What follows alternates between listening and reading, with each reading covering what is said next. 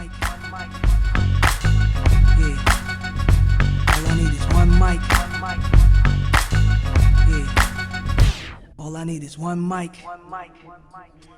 Hey everybody, welcome back to One Mic, where I watch shit so you don't have to. And today I'm here to talk about Season 1, Episode 8 of HBO's House of the Dragon, entitled Lord of the Tides. First off, my apologies for getting this one up late. It is still Monday, but if you didn't see the post that I made earlier in the day, basically I was in Canada for Thanksgiving. It's Canada's Thanksgiving today, technically. But I was over there all weekend. I live in Detroit, so for us, Canada is like a 5-minute drive. Like, it depends on where you stay, but Canada is like, for most people, the equivalent of like going to the suburbs. It's a real quick trip over to Canada. So my wife's Canadian, so we spent all weekend over there.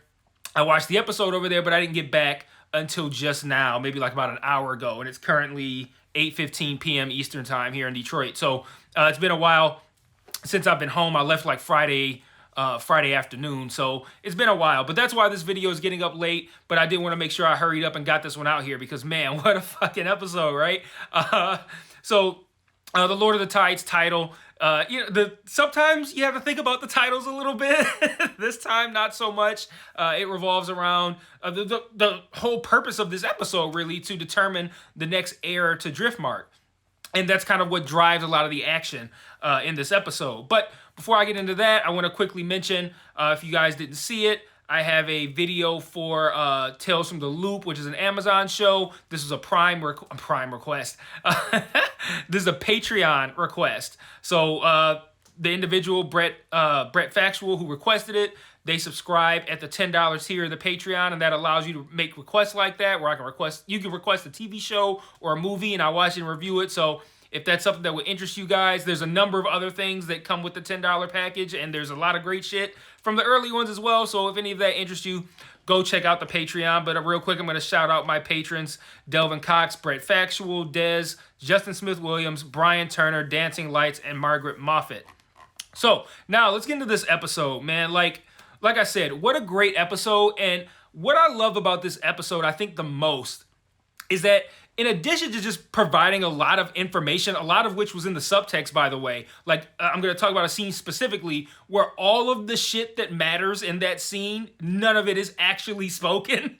But in addition to all the information that was delivered, we get a ton of drama. We get some great violence, but most importantly, we get some superb acting performances, and not just like, oh, you did a great job with your performance, but these were moments that were built up to over the previous 7 episodes that just really worked in this episode. So I'm going to talk about those in a moment. But starting off kind of like recovering the episode a little bit, we start off with, we learn about essentially the uncertainty of Corlys Velaryon. It's been 6 years since the last episode, and Corlys is nowhere to be found. He is I think they even like have different rumors for what's going on with him. I think someone said he was hurt, someone else said he was sick, but either way, he ain't around. And Daemon decides that since they don't really know if he's gonna live, if he's ever gonna be okay, if he's gonna come back to rule, or not even to rule, but just to, like, I guess verbally say who he wants to be his heir, Daemon said, like, we need to figure this out. We need to figure out an heir. Like, what if he never comes back? So we got to figure this out. And also, he wants to make his own case for himself, right? Because, the elephant in the room here is that Rhaenyra's kids are not Valyrian. So they're looking at it like, if you, and Daemon makes this case, like, if you make Viserys the heir, that's essentially snuffing out my bloodline, because you're putting someone who, he doesn't say this, but we know, someone who's half Targaryen, half strong, not Valyrian, and they're gonna rule the seas. Like, it is for in Vaemon's case, it is kind of a ridiculous premise. Like, if we all know the trueborn nature of Rhaenyra's kids, which we all do, it's just the problem is that everyone, one, has to play dumb about it, and two, Viserys is playing dumb about it. So you can't really treat it as known information, even though it is. And that's what makes all this so tricky. Whew, boy, this is gonna, man, I'm just looking at it like, man, there's so much shit I want to talk about in this episode that I thought was really cool. But like I said, unfortunately, we do what Corlys Valerian's wishes are, because we had the scene, I want to say it was 2 episodes ago, where essentially Corlys says, he said it directly, it was at Laena's funeral, he said directly to Lucerys that he wants Lucerys to one day run Driftmark, and we know that he told this to Rhaenys, because we know Rhaenys made the case for Baela to inherit Driftmark. So we already know where Corlys stands. The problem is that no one else does.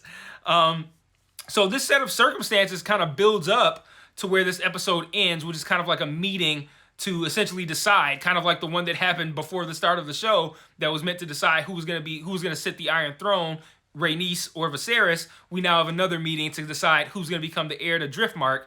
And that meeting brings all of these familiar faces back to King's Landing, presumably after this 6 years have passed.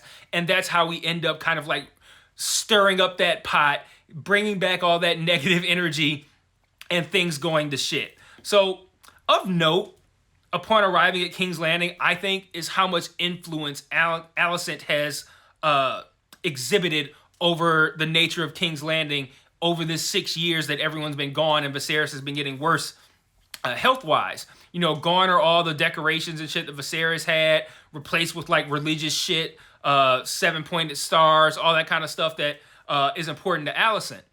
His little mock city that he was building on the table, which was super cool in my opinion, is now like collecting dust and cobwebs. And it really kind of just feels like Otto and Alicent have been like, they've already assumed the role of Queen and Hand, and they're really just kind of keeping either confining Viserys to a room and allowing him to run out the clock while they rule, or even taking a more active approach. Like, are they really letting him run out the clock, or are they taking a more active approach and say like poisoning him or just drugging him? Because Daemon makes that claim that they're just, you know, keeping him hopped up on milk of the poppy so he can't really like function well. And he turns it down later, and like later in the episode, and says he wants to be of sound mind. So I think that what we're meant to believe is that they being Otto and Alicent have had some sort of active role in keeping Viserys confined to his room. It's not purely that he's gotten worse. They've kind of helped him along. Like we even see Daemon kind of like when Viserys drinks the tea, he's asking for tea. Give me some tea. Give me some tea. Immediately I'm like, and they're showing like the pouring of it and shit. I'm like, okay, this reads to me like I'm supposed to be suspicious of this tea. And then he drinks it, and then Daemon takes it, looks at it suspiciously, smells it, I think. And I'm like, okay, so Daemon's suspicious too. So me and Daemon are on the same page for the first time in this episode. It will not be the last.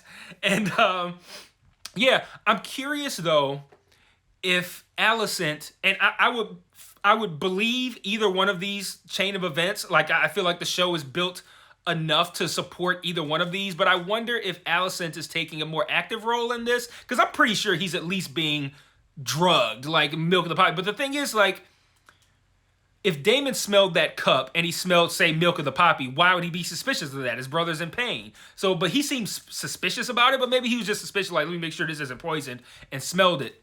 But, you know, if best case scenario, I think, is that they're giving him high dosages of milk of the poppy to keep him kind of like sedated while he runs out the clock. And I wonder how much of an active role Alicent plays in this. Like, I would believe completely that Alicent would take steps to maybe not necessarily accelerate her husband's death, but not take steps to prevent it or delay it. Put it that way. So it wouldn't surprise me if she has direct involvement, and also wouldn't surprise me if it's all Otto and Alicent has no idea and finds out like, wait, what were you doing? And is like aghast. Because I think it's a conversation worth having, and we can have it in the comments. If I think Alicent really does have feelings for Viserys, and I've shared this in previous videos. Like, I think it kind of went beyond just duty. Like, she does have feelings for him. It's just not like, oh, this is my hot-ass husband who I want to fuck every night. It's like, no, I'm in love with doing my duty. He's a good guy. But then at the same time, like, the way they've, like, allowed his little city to, like, just decay like that. And when I say little city, I don't mean King's Landing. I mean, like, his model city that he's been building.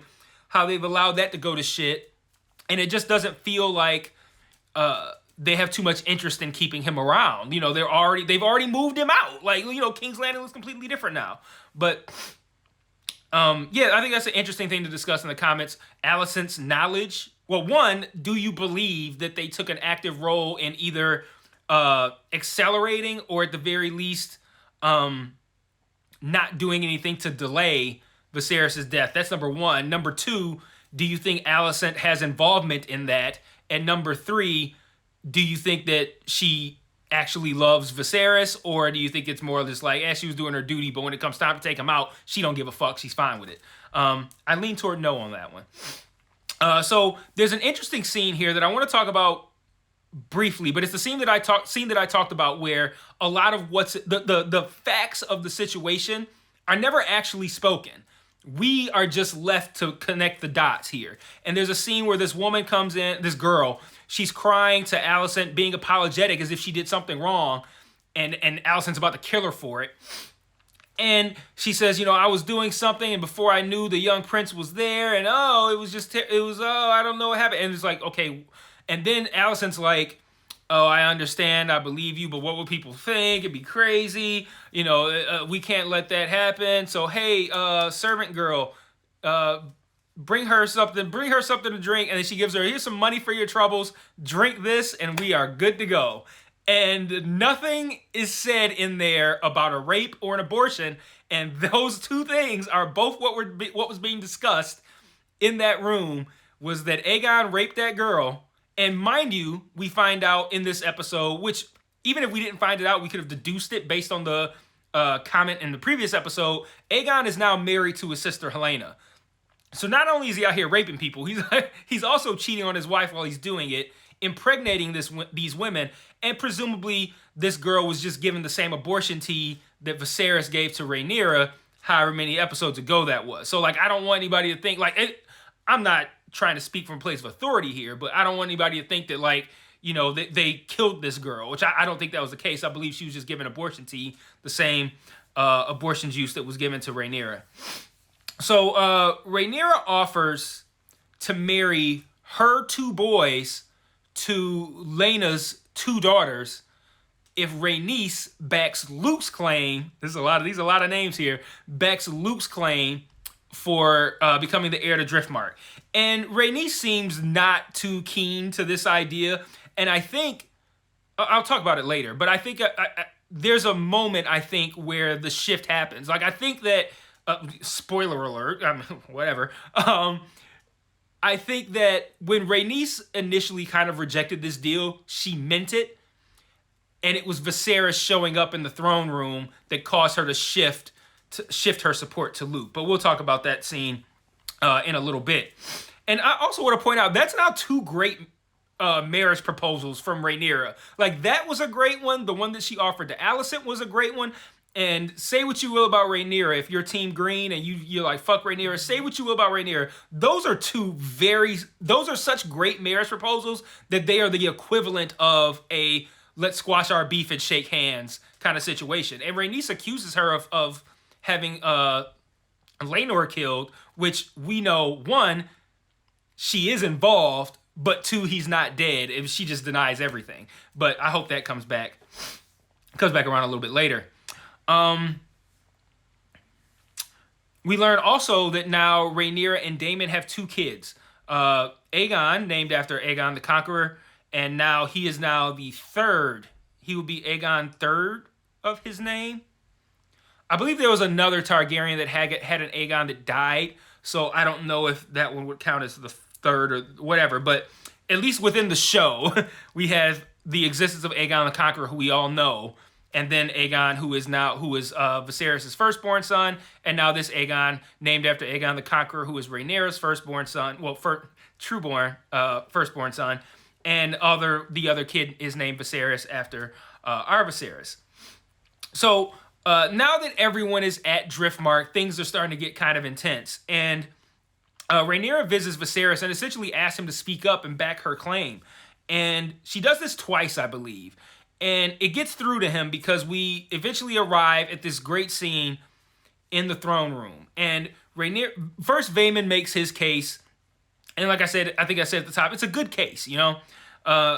But at the end of the day, I think it is not purely self-serving, as in like he just wants to be the guy. I do think he does want it to stay a true Valerian-blooded person running Driftmark. But I do think that there is a lot of that he just wants it to be him.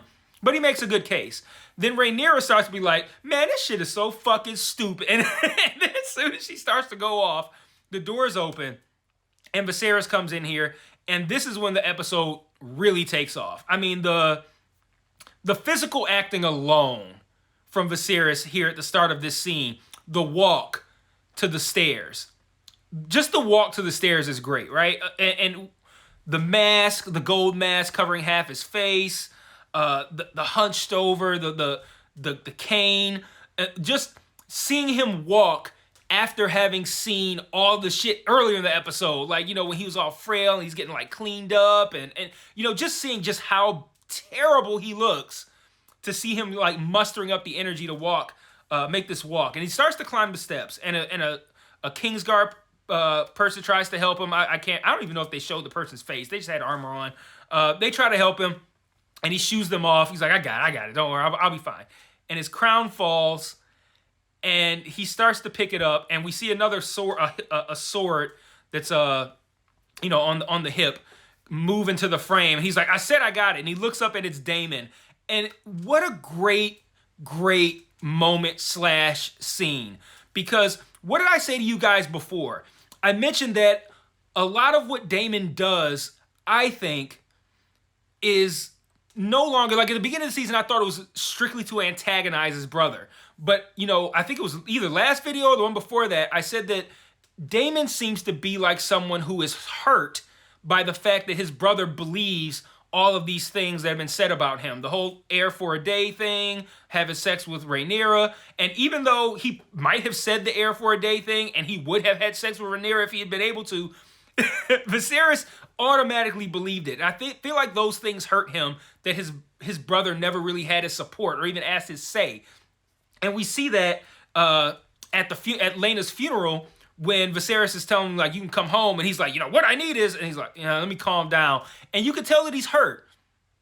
And then when he arrives here and you see Viserys walking down there and they cut to Daemon, like, he looks broken. Like, he can't stand to see his brother that way. And that is kudos to Matt Smith, because he's done such a good job of, like, playing a character who has to portray himself a certain way outwardly while feeling a different, more vulnerable way inwardly. And if you're somebody like a badass Targaryen like Daemon, you can't show those sorts of emotions that I think that he feels, this betrayal by his brother. So to have him kind of like play with that for these first 7 episodes, it really, really makes it hit so much harder to see him look at his brother that way, and then to after all of the shit that they've been through, to help him up and put the crown back on his head. Such a great job. And, you know, people go, you know, my problem with this show is the writing. And I feel like people say that because they just hear other people say it and it sounds smart, but they don't know what the fuck they're talking about. Like, this is an example. That scene is great because of how strongly this show has been written. You don't get a scene like that. You don't just write that scene, have actors do it, and it's like, oh, that was incredible. That scene was built up to from first fucking episode. And that is great writing. To where you get to a point where, oh, he helped his brother up and put his crown back on. Oh, that's nice. It goes beyond all that's nice when you've built up to the complexity of their relationship. So, like, that was such a great fucking scene, man. I love that scene so much. And then he looks back at Otto and says, I will sit the throne today. I said, God damn, this is a bad motherfucker. I thought that was a great line. Like, that was like my favorite lines, where I'm just like, okay, I fuck with this person now. Well, not now, because this first one, I already fucked with the person. But Oberyn's I will be your champion to Tyrion in season 4, and then the I will sit the throne today. Like, after that walk and all that, like, man, what a great fucking scene, man. Like I said, the physical acting, the makeup on him this whole episode, but then the makeup on him at the dinner when he takes the mask off, like, that shit was Two-Face. He's like, not just missing an eye. Like, there's a whole cavern in there, and he's like missing cheek. There's a whole cavern in there, and we could talk about how ridiculous it is. Like, should he even be able to talk? Probably not. Should he be able to eat and drink at this dinner? Probably not. but like, whatever, man. It looks so fucking cool, and like I said, these were great scenes. Oh man, I'm all over the place. Let me see. Where am I now?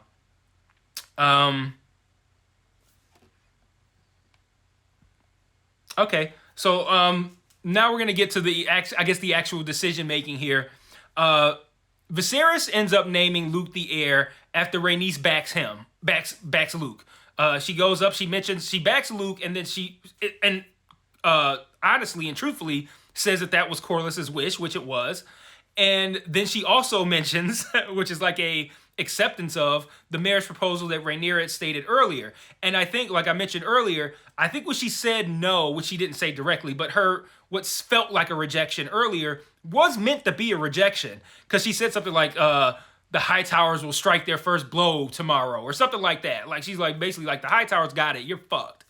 And I think Viserys coming into that room was Rhaenys' realization, like, oh wait, the Hightowers might not be winning this one. So then when it started to play out, and she had that opportunity, she took it. She saw the L coming, and she was like, all right, I'm gonna take this one. So she mentions the marriage proposal that's been agreed upon, and Vaemond goes nuts. He gives like the it was like in Toy Story when when Buzz is being Buzz and he's being delusional, and Woody goes, "You are a toy."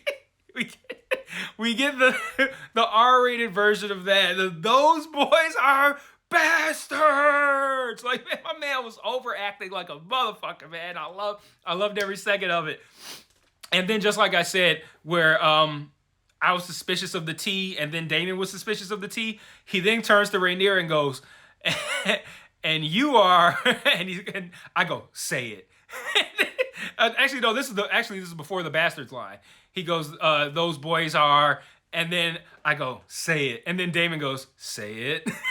Then he says it, and then he calls Rhaenyra a whore, and Viserys says, I'll have your tongue. And then, ironically, his tongue is the only thing that's left unbesmirched as Daemon takes off his head right at the tongue. What a great strike. What a great blow. And what a great moment. That came out of nowhere. That was really fucking sweet. And then now we move on to the dinner that Viserys requested for whatever reason. But it works. The dinner starts off very well. Viserys makes a plea for everyone to squash their beef. And when we talk about the physical acting here, I talked about the physical acting of just the walking up that, walking down that aisle and walking up those stairs to the throne. But even in this scene, the way he like leans on the table, the way he speaks is so labored. It feels like what they told him was like, everything you do in this episode, do it as if you are giving the very last of your being, everything that you have left in your body, to trying to get your family to reconcile, and that if they reconcile, you will be relieved enough to finally die. Like, you've been staving off death to fix your family, and then once that's fixed, you can die. That's how I want you to play this entire episode. And that's what he did. Like, there was so much like frustration but hope in everything that he was saying. He makes this plea, and it works. Rhaenyra and Alicent seem to reconcile, and not only do they both say nice things about one another, they say true things. Like, Rhaenyra wasn't you could tell Rhaenyra wasn't blowing smoke up her ass. And you remember a few episodes back, whenever Rhaenyra made the marriage proposal, I think I posed the question in the video, like, do you feel like Rhaenyra was doing that from a genuine place? Like, was it just a move? Was it just a play? Or was that her way of trying to reconcile? Was she being genuine? And I think at that point, it was kind of meant to be up for debate. But this was very clear. This is a very clear olive branch here. Because she said very nice things about Alicent that were very true about her dedication to her father, her as in Alicent's dedication to Rhaenyra's father, Viserys. You know, they said very nice things, and everything was going good. And the show is telling us here in this scene, just when it looked like everything was about to go to complete shit, Viserys and everything that Paddy Considine did in this episode, all of that energy, all that hope, all that frustration and all that determination that he mustered up after all that he's been through, it worked. Except for the fact that they didn't account for the kids. Like, the adults got it. They got it together. They figured it out. It looked like everything was going to be good. You see Viserys looking around. Everybody's laughing. He's like, I could die now. This is great. But he doesn't take into account that the parents passed on their fuck shit to the kids. So let's talk about what happened with the kids, and we'll wrap this one up. So at the dinner, Aegon keeps giving Viserys shit about, like, never being laid. Like, I bet you ain't never got no pussy before. I don't know if he said that, but that was what he was getting at. And you think you can even do it? And he's talking to, I don't know which daughter of Laena's that Jace is now betrothed to, but he's like talking shit to her about Jace ain't even gonna be able to lay no pipe. I don't know what's going on. And then Jace, as a way of getting back at him, dances with Helena, who, like I said, that's now Aegon's wife. So, like, you're giving my betrothed shit about how little of a man you think that I am. Well, now let me slide up on your wife and see how you like it. So, like, already these two are going after each other's wives, which is already like, okay, if you want to get fucked up, that's the best place to start, is to go after a guy's wife. So we're already on that. Then Aemond. Let's talk about Aemond. This fucking guy, like, the pursed lips that almost like curl to a smile. He looks like the fucking snake from Jungle Book. Like, this guy is a fucking piece of shit. You know it.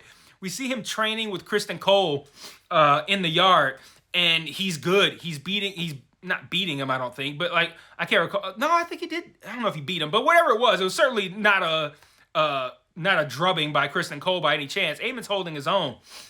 So we know this guy's a badass. They bring him, specifically a pig, at this dinner. And of course, this, if you recall, is a reference to the pink dread from episode whatever. And you see Luke laughing, which, why would you taunt this man? like, just looking at him, he looks like he is not meant to be fucked with. And if you're Luke, you've probably seen him train. You know he's good. He owes you one since you took his eye. You took his eye. He did not take your dragon. So, like, as far as Aemond is concerned, this ain't over with him and Luke, because he took somebody else's dragon and Luke took his eye for it. So, like, I don't understand why Luke would choose to taunt this guy. But Aemond, he gets the pig in front of him, and that seemed to be the last straw. He slams the table and stands up like he's about to do something, but he gives a toast, and he gives a great toast that talks about how strong Rhaenyra's kids are, and how they'll make strong adults, like, really leaning into the word strong. And it was a great scene. And that, of course, sets it off. They start to fight, and Daemon steps in and shuts it down. And just Daemon's presence was enough for Aemond to shut it down. And now, this is interesting too, because when I talk about subtext, this is another point that I think is going to come into play later that revolves around things that weren't said. But Daemon steps in and Aemond leaves. Like, he shuts it. That was enough for Aemond to leave. And it's because, if you noticed, after Daemon took Vaemon's head, they cut to Aemond looking very impressed. So Aemond's probably thinking, I can't take this guy. But if you think about, like, we saw Aemond holding his own against Kristen, and Kristen beat Daemon in that tournament in episode 1. So if Kristen can beat Daemon, what's to say Aemond can't? But he doesn't know that. He just knows, like, this guy that just stepped in and shut this shit down is the same guy who just cut off Vaemond Valerian's head. So I'm not going to fuck with this guy. But I think at some point he's going to learn he can fuck with that guy. And that's going to be really, really interesting. So looking forward to that. And then lastly, we close with Viserys, which, again, they set this up. Alicent comes in, and Viserys picks up his conversation with Rhaenyra from earlier, where Rhaenyra was asking for him to back her up. She asked him if he believed in the Song of Ice and Fire, Prince's Promise, all that stuff. And he picks back up this conversation with Alicent, thinking that it's Rhaenyra, and they set this up because not only have they set up him confusing Alicent with Rhaenyra, because they had that early in the episode where he confused the two of them, but they've even set up him confusing people because they had him call Alicent Emma last week. So they've already set up This guy is not, he's losing his mind. And when I say losing his mind, I mean that very literally. I don't mean going crazy. I just mean his mind is deteriorating. And he thinks that he's talking to Rhaenyra, and he mumbles out stuff that to Rhaenyra would make perfect sense. But to Alicent, all she hears, prince, promised, prophecy, like all this kind of stuff. And of course it's going to sound to her like he's now changing his mind and he wants Aegon. Like she hears the name Aegon, like he wants Aegon on the throne. And I think the point of discussion for all of us going forward is going to be, does she truly believe that Viserys wants Aegon on the throne? Or does she gather that there's something going on here, but something going on does not serve her purposes, whereas him wanting Aegon to sit the throne does serve her purposes. And I think that's left up for debate. I've already heard some people say that they think that she, was genuine, and that the reconciliation with her and Rhaenyra was evidence of that. Like, that showed that she was willing to put everything to the side, so that when she hears this, she truly believes this is her husband telling her that he wants Aegon to sit the Iron Throne.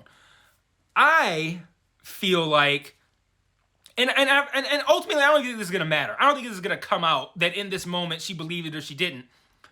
And I think that's what's part of what's great about it. But I think she heard what she wanted to hear and ran with it. But either way, it doesn't matter. That was a great ending to the episode. Shit is about to go really far fucking left. We got 2 episodes left, so it's going to be great. I want to close with a couple of quick thoughts, though. I made note of how diligent Jace was in learning his High Valyrian, just because I thought, like, man, he's really dedicated to doing all the right things that he's supposed to do in order to one day be king. And then my next thought was, it's going to suck when somebody kills him. someone kills him.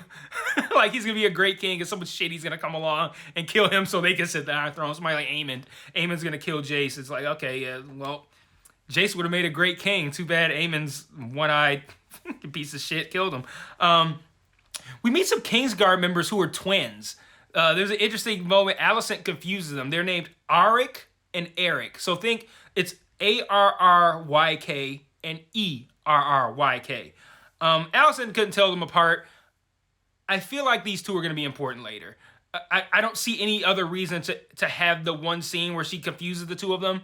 I don't see any other reason to have that other than these guys are going to be important later. Let's see. Helena has another, I don't know if we can call it a prophecy, but she has another moment where she says something interesting. She goes, beware the beast beneath the boards. And this was, I think, during the dinner after someone slams the table. I have no idea what that means. Beneath the board sounds like somebody who could be like below deck. Maybe living on the floor below you. That seems what the beast that's like lives downstairs doesn't seem that threatening. But we have, with the Valyrians, we have a big ship theme that runs throughout this show. So beneath the boards, beneath the deck, maybe there's somebody below deck that ends up being a problem later. But I think it's important to note that quote, beware the beast beneath the boards, and see what comes of that, if anything. And then lastly, the chick that Daemon used to fuck shows up again.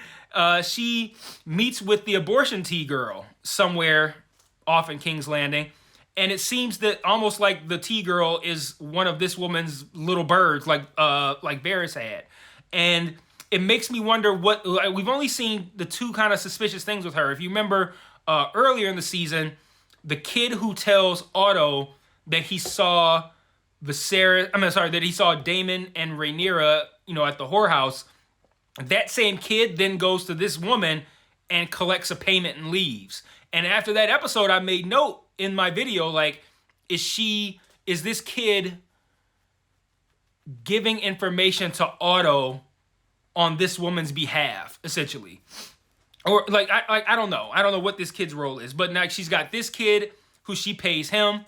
And we see that kid earlier had given Otto information, and now we see her meeting with someone else who deals with Alicent. So I don't know what's up with this woman, but that's all I have. Let me know what you guys think in the comments, and I will see you guys next week for the penultimate episode of Season 1, Episode 9. And until then, peace.